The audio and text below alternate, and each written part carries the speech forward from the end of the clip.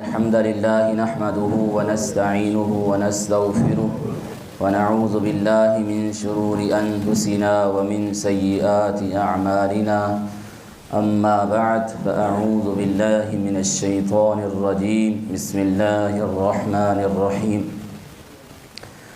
اللہ رب العالمین کا خاص فضل کرم ہے کہ رب تعالیٰ نے ہمیں ماہ رمضان ماہ صیام عطا فرمایا، جس کا آج ہم نے اللہ کی توفیق سے پہلا روزہ رکھا ہے۔ اللہ تعالیٰ سے دعا کریں اللہ تبارک و تعالیٰ ہمیں روزے مزید رکھنے کی توفیق عطا فرمائیں اور ہمارے روزوں کو قبول فرمائیں۔ اللہ رب العالمین کا خاص فضل یہ بھی ہے کہ رب تعالیٰ نے ہمیں قرآن مجید سننے، سنانے، سمجھنے اور سمجھانے کی توفیق عطا فرمائی ہے۔ انشاءاللہ اس رمضان میں جیسے آپ قرآن مجید کی تلاوت کو سماعت فرمائیں گے، اسی طرح قرآن مجید کا مختصر ترجمہ، تفسیر اور اس کے مضامین اور دیگر کئی ایک چیزیں آپ سماعت فرمائیں گے۔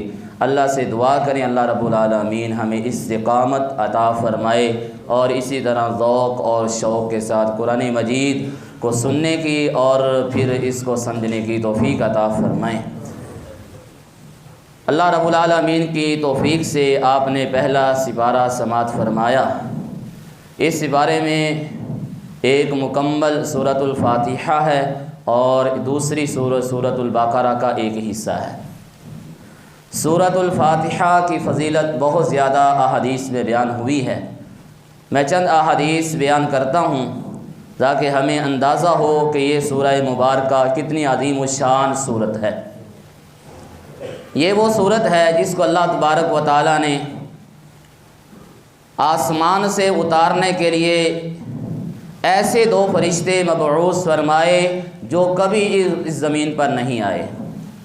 اس کے لیے آسمان کا وہ دروازہ کھولا گیا جو آج تک اللہ تبارک و تعالیٰ نے وہ دروازہ نہیں کھولا، اور وہ دو عظیم الشان چیزیں لے کر آئے، دو فرشتے، ایک سورۃ الفاتحہ اور اسی طرح سورۃ البقرہ کی آخری دو آیتیں۔ یہ اللہ رب العالمین کا فضل اور کرم ہے۔ اور پھر نبی صلی اللہ علیہ وسلم کا یہ ارشاد گرامی کہ نبی علیہ السلام فرماتے ہیں سورۃ الفاتحہ جیسی سورہ اللہ تبارک و تعالیٰ نے نہ تورات میں نازل کی ہے، نہ انجیل میں، نہ زبور میں، نہ قرآن مجید میں۔ یہ اتنی عظیم الشان صورت ہے کہ اس کو نماز کہہ دیا گیا ہے۔ سورۃ الفاتحہ کو حدیث میں صحیح مسلم کی حدیث ہے، اللہ کے رسول صلی اللہ علیہ وسلم فرماتے ہیں، اللہ تعالیٰ فرماتے ہیں میں نے نماز کو اپنے اور اپنے بندے کے درمیان تقسیم کر دیا ہے۔ جب میرا بندہ کہتا ہے الحمدللہ رب العالمین تو اللہ فرماتے ہیں کہ میرے رب نے میری تعریف کی ہے۔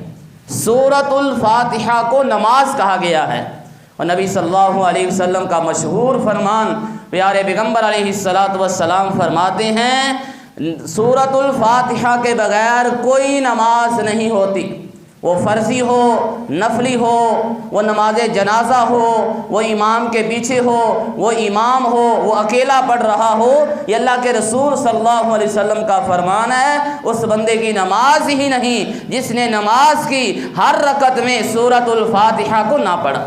یہ میرا فرمان نہیں ہے، یہ کسی امام مالک یا امام شافعی یا امام احمد یا امام ابو حنیفہ رحمہم اللہ کا فرمان نہیں ہے، یہ پیارے پیغمبر علیہ السلام کا فرمان ہے کہ اس بندے کی کوئی نماز نہیں جو نماز میں سورۃ الفاتحہ نہیں پڑھتا۔ یہ سورۃ الفاتحہ کی فضیلت اور سورۃ الفاتحہ کے مضامین پہ اگر ہم غور و فکر کرتے ہیں تو اس میں سب سے اہم جو موضوع بیان ہوا ہے وہ انسان کو یہ سکھلایا گیا ہے کہ تو نے اپنے رب سے کیسے مانگنا ہے۔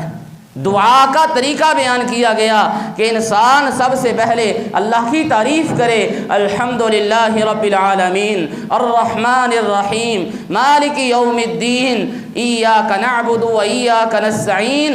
इन 4 आयतों में 3 आयतों में अल्लाह की तारीफ़ है कि सारी तारीफ़ें रब्बुल आलमीन के लिए हैं, जो बड़ा रहमान है, बड़ा रहीम है, जो आखिरत के दिन का मालिक है। और फिर ये बंदा अहद करता है कि अल्लाह तेरी ही इबादत करूँगा, तुझसे ही मदद मांगूंगा। और ये इंसान तमहीद, ये दुआ अल्लाह की तारीफ़ करते हुए इंसान फिर अल्लाह से मांगता है, इहदिनस सिरातल मुस्तकीम, अल्लाह मुझे सिरात मुस्तकीम पर चला दे। सिरातल लज़ीना अनअमता अलैहिम, ये सिरात मुस्तकीम की पहचान ये है उन लोगों का रास्ता जिन पर तूने अल्लाह इनाम किया है। नबियों का रास्ता, सिद्दीकीन का रास्ता और शुहदा का रास्ता, नेक लोगों का रास्ता, इन 3-4 ग्रोहों का रास्ता हम अल्लाह से मांगते हैं। नबियों का रास्ता तौहीद का रास्ता है, अल्लाह की तरफ बुलाने का रास्ता है, अल्लाह के सामने झुकने का रास्ता है, इस्लाम और दीन पर अमल करने का रास्ता है। नबी अलैहिस्सलातु वस्सलाम हूँ, जनाब आदम अलैहिस्सलाम हूँ, इब्राहीम खलीलुल्लाह हूँ, मूसा कलीमुल्लाह हूँ, ईसा रूहुल्लाह हूँ, सब की दावत यही है कि एक अल्लाह की इबादत करनी है और जो अल्लाह ने फरमाया है उस पर अमल करना है। हाँ, ये बात याद रहे, गैरिल मग़ज़ूबि अलैहिम वलद्दालिन, अल्लाह जिन पर गुस्सा हुए या जिन पर गज़ब नाज़िल किया गया, यानी यहूदी और इन जैसे लोग जिनसे अल्लाह नाराज़ हुए, अल्लाह उनके रास्ते पे ना चलाना। जहाँ खैर की बात है वहाँ से शर से बचने का तरीका बयान किया। खैर के मुतलाशी रमज़ान आ गया है, नमाज़ें पढ़नी हैं, क़याम करना है, ज़िक्र अज़कार करना है, सदका खैरात करना है, ये सारे खैर के काम करते हुए साथ साथ शर को छोड़ना है, बुराई से बाज रहना है। अपने नज़र को, अपने हाथ को, अपनी शर्मगाह को, अपने जिस्म को शर से, बुराई से बचाना है, क्योंकि अल्लाह तबारक व तआला का ये तरीका है कि जहाँ खैर की तरफ रग़बत है, शर से वहाँ रोका गया है। यही सूरतुल फातिहा का पैगाम है, सिरातल लज़ीना अनअमता अलैहिम गैरिल मग़ज़ूबि अलैहिम वलद्दालिन।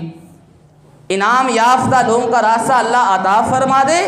हाँ, जिन पर गुस्सा किया गया, जिन पर तू नाराज़ हुआ, जो तेरे रास्ते से भटक गए, अल्लाह उनके रास्ते पे ना चलाना। इसीलिए हुदैफा बिन यमान अल्लाह के रसूल सल्लल्लाहु अलैहि वसल्लम से ख़ास ये इल्म सीखा करते थे कि शर से बचने का तरीका क्या है। खैर के बारे तुम हर एक पूछता है, इमाम साहब दुआ बताओ, रिज़्क़ में इजाफे की, इल्म में इजाफे की और दीगर चीज़ों में इजाफे की दुआ बताओ। शर से बचने का तरीका क्या है? मैं शर्मगाह की हिफाजत करना चाहता हूँ। वो सहाबी रसूल आया, अल्लाह के रसूल सल्लल्लाहु अलैहि वसल्लम से कहा कि मुझे ज़िना की इजाज़त दो। अल्लाह के रसूल सल्लल्लाहु अलैहि वसल्लम ने उसे समझाया, बतलाया, शर से बचने का तरीका बयान किया, उसके लिए दुआ की। यही काम अपनी बहन के साथ करेगा, कोई तेरी बहन के साथ ये करे, माँ के साथ करे, बहन के साथ करे और दीगर आप अलैहिस्सलातु वस्सलाम ने रिश्ते जिक्र किए। ये है शर से बचने का तरीका। शर से बचना बड़ा ज़रूरी है, क्योंकि शर इंसान की नेकियों को ख़त्म कर देती है। यही सूरतुल फातिहा में अल्लाह तबारक व तआला ने बयान किया। इसके बाद सूरतुल बक़रा है। सूरतुल बक़रा की बहुत फजीलतें हैं, चंद एक समाअत फरमाएं। प्यारे पैगम्बर अलैहिस्सलातु वस्सलाम फरमाते हैं, जो बंदा अपने घर में सूरतुल बक़रा की तिलावत करता है, उस घर से शैतान को निकाल दिया जाता है। अपने घरों को कब्रिस्तान ना बनाओ। बेशक जिस घर में सूरतुल बक़रा की तिलावत होती है वहाँ से शैतान निकल जाता है। कुरान मजीद की तिलावत घरों में करें और अपनी दुकानों पर करें, मस्जिद में करें। कुरान मजीद की तिलावत कब्रिस्तान में दुरुस्त नहीं है, क्योंकि अल्लाह के रसूल सल्लल्लाहु अलैहि वसल्लम का फरमान है कि अपने घरों को कब्रिस्तान ना बनाओ। कब्रिस्तान घर कैसे बनते हैं? जब वहाँ कुरान की तिलावत नहीं होती, वहाँ पर गाने चलते हैं, ड्रामे चलते हैं और जुगतबाजी होती है, वहाँ पर शेर ड्रामे दिखाए जाते हैं। वो मुर्दा लोगों का घर है, इससे बचना है। ये रमज़ान का महीना अल्लाह ने अता फरमाया है, ये अल्लाह का फजल और करम है। سورۃ الفاتحہ کی بقرہ کی فضیلت یہ بھی ہے، اس میں ایک ایسی دعا ہے جو نبی علیہ الصلوۃ والسلام کثرت کے ساتھ کیا کرتے، ربنا آتنا فی الدنیا حسنہ وفی الآخرۃ حسنہ وقنا عذاب النار۔ یہ سورۃ البقرہ ایسی سورت ہے جس میں اللہ تبارک و تعالیٰ نے سب سے عظیم آیت رکھ دی ہے، یعنی آیت الکرسی، اللہ لا الہ الا هو الحی القیوم۔ سورۃ البقرہ یہ عظیم سورت ہے جس کی آخر میں اللہ تبارک و تعالیٰ نے ایسی 2 آیتیں نازل کر دی ہیں، جو سوتے ہوئے پڑھتا ہے یہ 2 آیتیں اس کو کافی ہو جاتی ہیں۔ اس جیسی آیتیں 2 آیتیں اللہ نے نہ تورات میں اتاری، نہ انجیل میں اتاری، نہ زبور میں، نہ ہی قرآن میں۔ آمن الرسول بما انزل الیہ من ربہ والمؤمنون، اور بھی بہت سی فضیلتیں ہیں سورۃ البقرہ کی۔ اس کو کوہان کہا گیا ہے۔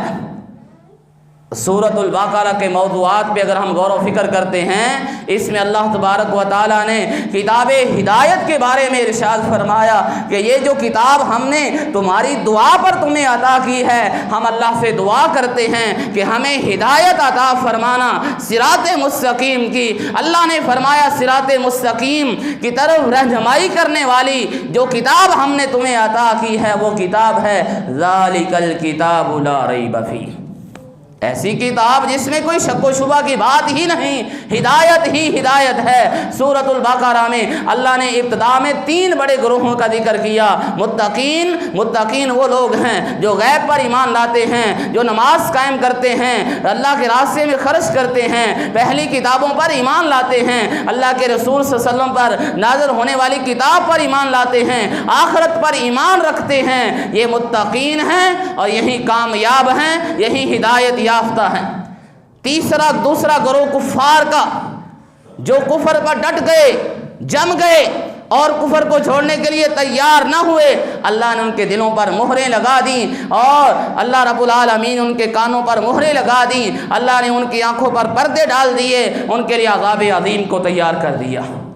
تیسرا گروہ منافقین کا ہے، جن کا طرز عمل یہ ہے فساد کو اصلاح کہنا، صحابہ کی توہین کرنا، اللہ کی زمین پر اللہ والوں سے نفرت رکھنا اور ان کو 2 طرح کے الفاظ سے ملقب کرنا، اور راستے میں اگر کوئی ایمان والا مل جائے اس کو اپنے ایمان کا ثبوت دینا، اور شیطان اور منافقین مل جائیں ان کو کہنا ہم تو مذاق کر رہے تھے۔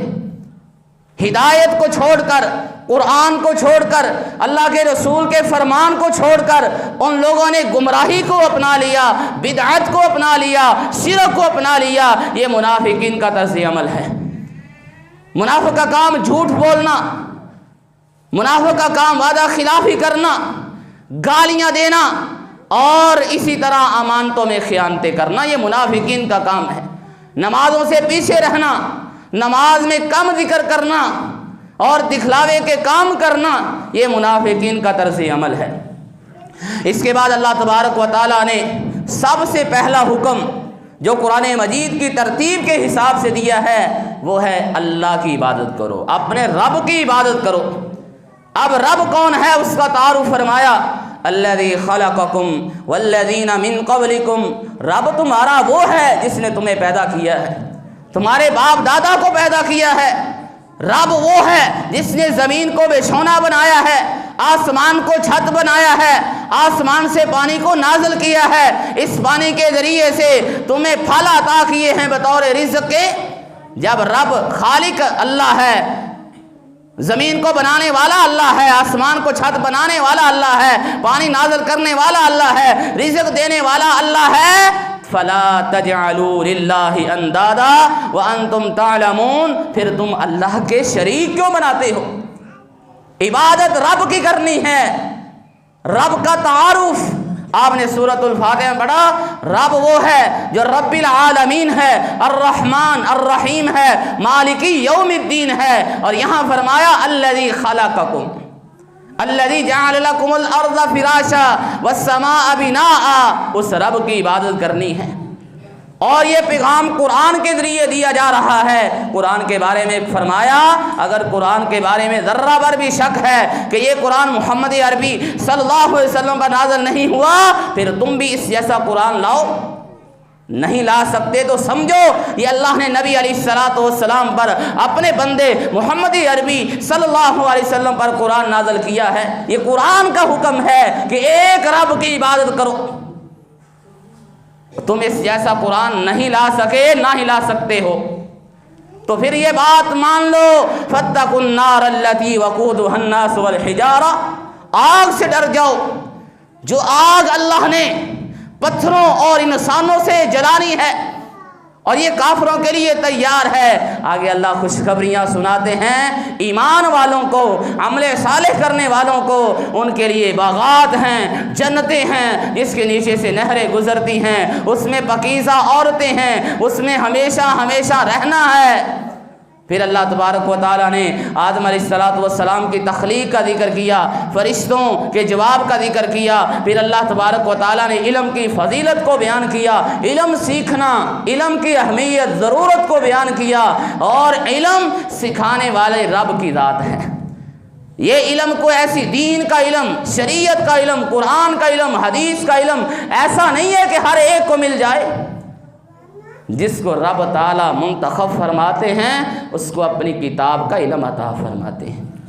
یہ اللہ کا انتخاب ہے، من یرید اللہ بہ خیرا یفقہہ فی الدین۔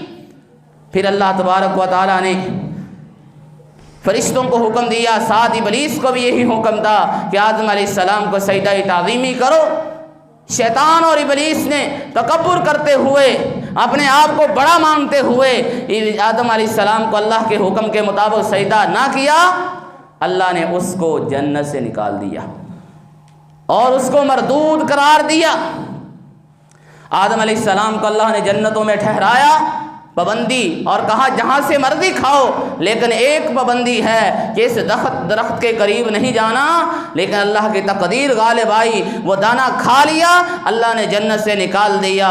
جب جنت سے نکال دیے گئے، اللہ تبارک و تعالیٰ نے اعلان کر دیا اب تمہاری طرف ہدایت آئے گی، اللہ کا قرآن آئے گا، اللہ کی کتابیں آئیں گی، نبی آئیں گے، رسول آئیں گے۔ جو رسولوں کی پیروی کرے گا قیامت کے دن وہ خوف سے بچے گا، وہ غم زدہ نہیں ہوگا۔ ہاں، جو کافر بنا، جس نے اللہ کے حکم کو ٹھکرا دیا، وہ دنیا میں بھی ذلیل و رسوا ہوگا اور آخرت میں ہمیشہ ہمیشہ جہنم میں جائے گا۔ آگے اللہ تبارک و تعالیٰ نے بنی اسرائیل کا ذکر کیا۔ بنی اسرائیل سے مراد یعقوب علیہ السلام کی اولاد۔ اسرائیل اصل میں حضرت یعقوب علیہ السلام کا لقب ہے، اور اسرائیل کا معنی ہے اللہ کا بندہ۔ بنی اسرائیل سے یہاں مراد یعنی کہ یعقوب علیہ السلام کی اولاد۔ یعقوب علیہ السلام کے 12 بیٹے اور ان سے پھر 12 قبیلے بنے، اور ان میں سے ایک قوم موسیٰ علیہ السلام کی۔ اللہ نے ان پر نعمتوں کا ذکر کیا، بڑی اللہ نے نعمتیں کی، فرعون سے بچایا، ذبح ہونے سے بچایا، اللہ تبارک و تعالیٰ نے غرق ہونے سے بچایا، اللہ تبارک و تعالیٰ نے موسیٰ علیہ السلام جیسا نبی اور رسول عطا فرمایا، اللہ تبارک و تعالیٰ نے من سلوہ عطا فرمایا، اللہ رب العالمین نے بادلوں کے ذریعے سے ان پر سائے کیے۔ اور لیکن یہ بنی اسرائیل کے لوگ اتنے نافرمان تھے، اللہ تبارک و تعالیٰ کے ایک ایک حکم کو چن کر اس کی نافرمانی کرنے والے تھے۔ موسیٰ علیہ السلام کوہ طور پر جاتے ہیں، پیچھے لوگ کیا کرتے ہیں؟ بچھڑے کو معبود بنا لیتے ہیں، اس کی عبادت شروع کر دیتے ہیں۔ موسیٰ علیہ السلام اللہ کا پیغام لے کر آتے ہیں، یہ کہتے ہیں ہم نہیں مانیں گے جب تک رب تعالیٰ سے ہمیں گواہی نہیں ملتی۔ موسیٰ علیہ السلام 70 آدمیوں کو کوہ طور پر لے کر جاتے ہیں کہ اللہ تبارک و تعالیٰ سے میں باتیں کرتا ہوں، اللہ مجھ سے ہم کلام ہوتے ہیں۔ جب یہ 70 آدمی وہاں گئے، یہ وہ 70 تھے، وہ چنندہ سے چنے ہوئے تھے، منتخب لوگ تھے۔ انہوں نے کہا اللہ تبارک و تعالیٰ آپ سے بات تو کر رہے ہیں، لیکن ہم آپ کی بات نہیں مانیں گے جب تک رب تعالیٰ کو ہم سامنے نہ دیکھ لیں۔ اچانک اللہ تبارک و تعالیٰ کا عذاب نازل ہوا، اللہ نے ان تمام 70 آدمیوں کو ذبح اور قتل کر دیا۔ موسیٰ علیہ السلام پریشان ہوئے کہ یہ تو معاملہ خراب ہے، میں تو ان کو گواہ بنانے کے لیے لایا تھا کہ اللہ مجھ سے کلام کرتا ہے، میں اللہ سے ہم کلام ہوتا ہوں، قوم نے کہنا ہے کہ تم نے خود ان کو قتل کر دیا ہے جیسے تم نے قبطی کو قتل کر دیا تھا۔ اللہ سے دعا کی، اللہ تبارک و تعالیٰ نے ان سب کو دوبارہ زندہ کر دیا۔ مرنے کے بعد دوبارہ جی اٹھنا ہے، اللہ نے اس کے دلائل سورۃ البقرہ میں ذکر کیے ہیں۔ پہلا واقعہ یہ ہے، دوسرا آگے گائے کا ہے، اور اس سے آگے ہزاروں آدمی جو قتل کر دیے گئے، پھر ان کو زندہ کر دیا گیا، پھر ابراہیم علیہ السلام کے پرندے، اور اسی طرح عزیر علیہ السلام کا دوبارہ زندہ ہونا اس بات کی دلیل ہے کہ اللہ تبارک و تعالیٰ فوت کرنے کے بعد دوبارہ اٹھانے پر قادر ہے۔ وہاں اصل حساب ہے، وہاں اصل عذاب ہے، وہاں اصل اجر و ثواب ہے۔ اس کے بعد اللہ تبارک و تعالیٰ نے بنی اسرائیل کی کرتوتوں کو ذکر کیا۔ اللہ تبارک و تعالیٰ نے من سلوہ عطا کیا، گھر بیٹھے ہی کھانے کے لیے میٹھی چیزیں اور پرندوں کا گوشت مل جاتا تھا، لیکن یہ قوم اللہ کی نافرمانی کرنے والی، اللہ کے غضب کا شکار ہونے والی، انہوں نے کہا ہمیں تو زمین کی چیزیں چاہیے۔ اللہ تبارک و تعالیٰ نے فرمایا تم خیر کو چھوڑ کر ادنا چیز کا انتخاب کرتے ہو۔ آج ہم اللہ کی کتاب کو چھوڑ کر، رسول علیہ السلام کے فرمان کو چھوڑ کر، ائمہ کی بات کو دین سمجھنے لگ گئے۔ اللہ کی کتاب خیر ہے، رسول کی بات خیر ہے، باقی سب کی بات خیر نہیں ہے۔ یہی طرز عمل یہودیوں کا، یہی طرز عمل نصارہ کا کہ انہوں نے خیر کو چھوڑ کر من سلوہ ملتا تھا، اللہ کا فضل ہوتا تھا، اللہ کا کرم ہوتا تھا، لیکن یہ قوم کہتی کہ نہیں ہمیں یہ نہیں چاہیے۔ اللہ نے کہا جو تم نے مانگا وہ تمہیں مل گیا، من سلوہ نعمتیں بند کر دی گئی، اللہ نے ذلت اور رسوائی کو ان کا مقدر بنا دیا، اور یہ اللہ کے غضب کے شکار ہوئے۔ اللہ نے پھر فرمایا یہ یہودی کیا کرتے ہیں؟ اللہ کی آیات کا انکار کرنے والے، نبیوں کو قتل کرنے والے، نبیوں کو قید کرنے والے، یہ یہودی ہیں، اور ایک ایک مسئلے کے پیچھے پڑ جاتے، سوالات کی بچھاڑ کر دیتے۔ اللہ نے کہا گائے ذبح کرو، کوئی بھی گائے لے لو، بڑی آسانی ہے، ایک گائے لو، ایک آدمی قتل ہو گیا، ایک گائے لو، اس کو ذبح کر دو، کوئی گائے لو۔ انہوں نے کہا یہ گائے کا کیا مسئلہ ہے؟ موسیٰ علیہ السلام پر اعتراض کر دیا، تم مذاق کرتا ہے ہم سے، گائے کو ہم ذبح کریں وہ بولنا شروع ہو جائے۔ انہوں نے کہا گائے کا رنگ کیسا ہونا چاہیے، گائے کی عمر کیا ہونی چاہیے، وہ کیا کرتی ہو؟ جب سوالات زیادہ ہوتے ہیں، مسئلہ بالکل واضح ہو، بتا دیا جائے، پھر اس پر سوالات کی بوچھاڑ ہو، ایسے ہو تو ایسے، ایسے ہو تو پھر کیا ہوا، پھر کیا ہوا، تو اللہ تبارک و تعالیٰ نے پھر سخت ترین ایک خاص گائے جو دنیا میں صرف ایک ہی گائے ملتی تھی، اس گائے کو ذبح کرنے کا حکم دیا۔ اسی لیے اللہ کے رسول صلی اللہ علیہ وسلم نے کثرت سے سوال کرنے سے منع کیا ہے، سوال بار بار کرنے سے اللہ نے روکا ہے۔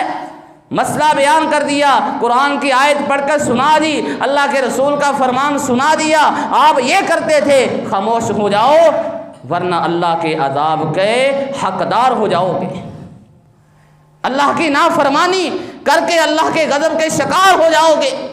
پھر اللہ تبارک و تعالیٰ نے فرمایا بات یہ نہیں ہے کہ یہ سوالات کر رہے ہیں، بات یہ ہے ان کے دل سخت ہو چکے ہیں، پتھروں سے زیادہ دل ان کے سخت ہو چکے ہیں۔ پتھروں سے تو پھر بھی نہریں جاری ہو جاتی ہیں، پتھروں سے پھر بھی پانی نکل آتا ہے، پتھر اللہ کے ڈر سے ریزہ ریزہ ہو جاتے ہیں، لیکن تمہارے دل اس سے بھی زیادہ سخت ہو چکے۔ فرمایا وَمَا اللَّهُ بِغَافِلٍ عَمَّا تَعْمَلُونَ، یہ بات یاد رکھو کہ اللہ تمہارے عملوں سے غافل نہیں ہے۔ اس کے بعد اللہ تبارک و تعالیٰ نے یہودیوں کی کرتوتوں کو ذکر کیا، وہ اللہ کی آیات کو لکھ کر بیچتے تھے، اپنی طرف سے چیزیں لکھتے، کہتے یہ اللہ کا دین ہے دنیا حاصل کرنے کے لیے۔ اس کے بعد اللہ تبارک و تعالیٰ نے یہودیوں کی ایک کرتوت بھی ذکر کی، وہ نبیوں کو جادوگر کہتے تھے۔ سلیمان علیہ السلام نے جب ان کے جادو کی کتابوں کو دفن کر دیا، انہوں نے یہ کہنا شروع کر دیا کہ سلیمان علیہ السلام جادوگر تھے، العیاذ باللہ۔ اللہ نے جواب دیا یہ شیاطین خود کفر کرنے والے، اور جادو کرنا کروانا یہ کفر ہے، انسان دائرہ اسلام سے خارج ہو جاتا ہے۔ اور یہ شیطانی کام ہے۔ جو آدمی بھی جادو سیکھتا ہے، سکھاتا ہے، اللہ تعالیٰ فرماتے ہیں اس کو آخرت میں کچھ نہیں ملے گا۔ یہ جادو کرنا، کروانا، حسد بغض کینے میں آ کر کسی کی نعمت کو دیکھ کر جلنا کہ اس کے پاس یہ نعمت کیوں ہے، پھر لوگوں کے پاس جانا، جادوگروں کے پاس جانا، جادو کرنا، کروانا، ہم پیسہ بھی خرچ کر کے اور اپنی آخرت کو بھی برباد کر رہے ہیں۔ پھر اللہ تبارک و تعالیٰ نے تحویل قبلہ کا ذکر کیا۔ اس کے بعد ابراہیم علیہ السلام کی سیرت اور کردار کو اللہ تبارک و تعالیٰ نے نمایاں طور پر بیان کرتے ہوئے فرمایا، ابراہیم علیہ السلام، اسماعیل علیہ السلام سے اللہ نے یہ عہد کیا کہ میرے گھر کی صفائی ستھرائی کا خاص خیال رکھو۔ اللہ نے اپنے نبیوں کی یہ ذمہ داری لگائی، مسجد کی صفائی کرنا، مسجد بنانا، بیت اللہ کا گھر دوبارہ تعمیر کرنے کے لیے ابراہیم علیہ السلام خود اسماعیل علیہ السلام اولاد کو اپنے ساتھ نیکی میں شامل کیا۔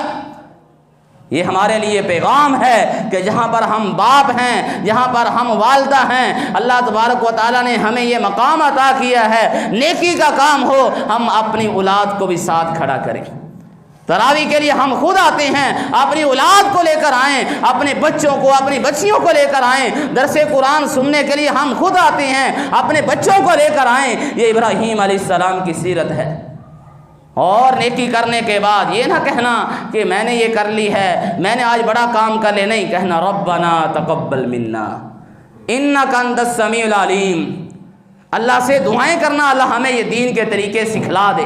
وَأَرِنَا مَنَاسِكَنَا، پھر اللہ سے دعا کرنا، اللہ قبول کر لے۔ نبی علیہ السلام کے بارے میں دعا کی، آپ کو معلم بنا کر بھیج دیا گیا۔ ابراہیم، یعقوب علیہ السلام کی وصیت یہ ہے اپنی اولاد کو کہ اللہ تبارک و تعالیٰ نے تمہارے لیے دین کا انتخاب کیا ہے، تم دین پر ہی رہتے ہوئے فوت ہونا۔ یہ دین اسلام جو اللہ نے ہمیں عطا کیا ہے، یہ اللہ کی بڑی نعمت ہے، اللہ کا بڑا شکر ہے۔ اسلام اور دین کی غیرت پیدا ہونی چاہیے۔ پھر اللہ تبارک و تعالیٰ نے بہت اہم مسئلہ ذکر کیا۔ یہودی یہ کہتے تھے ہدایت کے لیے یہودی بن جاؤ، عیسائی یہ کہتے تھے ہدایت کے لیے عیسائی بن جاؤ۔ اللہ نے کہا ہدایت ایسے نہیں ملے گی، ہدایت ملے گی ابراہیم علیہ السلام کے دین کی پیروی کرنے سے۔ اور پھر اللہ تبارک و تعالیٰ نے نمونے کے طور پر یہودیوں کے لیے صحابہ کرام کے ایمان کو، نبی علیہ السلام کے ساتھیوں کو ایمان کا شعار بنا کر بیان کیا کہ اگر صحابہ جیسا ایمان لاؤ گے پھر ہدایت ملے گی۔ پھر اللہ نے کہا اللہ کے رنگ میں رنگے جاؤ، اللہ کے رنگ سے بڑا رنگ اچھا کس کا ہو سکتا ہے، اللہ کی عبادت کرنے والے بن جاؤ۔ وہ رب جو تمہارا بھی رب ہے، ہمارا بھی رب ہے۔ پھر اللہ تبارک و تعالیٰ نے ایک بڑا اہم مسئلہ ذکر کیا 2 آیتوں میں، جو پہلے امتیں گزر چکی ہیں، پہلے لوگ فوت ہو چکے ہیں، ان کے اعمال ان کے ساتھ، تمہارے اعمال تمہارے ساتھ ہیں۔ تمہیں ان کے بارے میں سوال نہیں کیا جائے گا۔ اپنی فکر کرو، لوگوں پر تبصرے کرنے والوں، لوگوں کے تجزیے کرنے والوں، اپنے اعمال پر غور و فکر کرو۔ صحابہ کے کیڑے نکالنے والوں، اپنے اعمال کی فکر کرو۔ یہ اللہ نے کہا تلک امۃ قد خلت، یہ ایک امت ہے جو گزر چکی ہے، لہا ما کسبت ولکم ما کسبتم، ان کے لیے ان کے اعمال تھے، وہ اپنے انجام کو پہنچ چکے ہیں۔ انہوں نے اچھے اعمال کیے، اس کا اجر و ثواب اللہ سے حاصل کر چکے۔ اگر کوئی انہوں نے کوئی برا کام کیا ہوگا، اللہ چاہے تو اپنی رحمت سے معاف کر دے، اللہ چاہے تو عذاب دے، لیکن ولا تسألون عما كانوا يعملون۔ آج ہم میں سے ہر بندہ دوسرے پر تبصرہ کرتا ہے، دوسرے کے بارے میں فکر مند ہے۔ اپنے اپنے اوپر، اپنے گریبان میں جھانکیں کہ میں کیا ہوں، میں کیا کر رہا ہوں، میرا رب مجھ سے راضی ہے یا کہ نہیں۔ اللہ تبارک و تعالیٰ کی توفیق سے جو باتیں یہاں بیان کی گئی ہیں، اللہ تبارک و تعالیٰ ہمیں عمل کی توفیق عطا فرمائیں، سمجھنے کی توفیق عطا فرمائیں۔ یہ تو خلاصۃ القرآن ہے۔ انشاءاللہ اس کے بعد مختصر سی 10 منٹ کی انشاءاللہ العزیز کوئی ایک چھوٹی سی صورت، اس کا ترجمہ اور مختصر اس کی تفسیر انشاءاللہ ہم بیان کیا کریں گے، تاکہ قرآن مجید کا یہ مختصر سا حصہ اللہ تبارک و تعالیٰ ہمیں سیکھنے کی توفیق عطا فرمائیں۔ یہ پورا پارہ جو ہم نے پڑھا اس کا خلاصہ ہے۔ اس کے بعد انشاءاللہ العزیز جو ساتھی نوجوان بوڑھے جو بھی اس میں شرکت کرنا چاہتے ہیں تو انشاءاللہ کلاس کی شکل میں بیٹھ جائیں۔ انشاءاللہ ہم 10 منٹ میں کسی ایک سورت کی چھوٹی سورت کا ترجمہ تفسیر بیان کیا کریں گے، اور کوئی ایک حدیث کوئی ایک دعا یاد کروانے کی کوشش کریں گے۔ اللہ رب العالمین ہمیں توفیق عطا فرمائیں، ہمیں دین سیکھنے کی توفیق عطا فرمائیں، دین کے لیے جذبہ پیدا کرنے کی توفیق عطا فرمائیں۔ وما توفیقی الا باللہ۔ بارک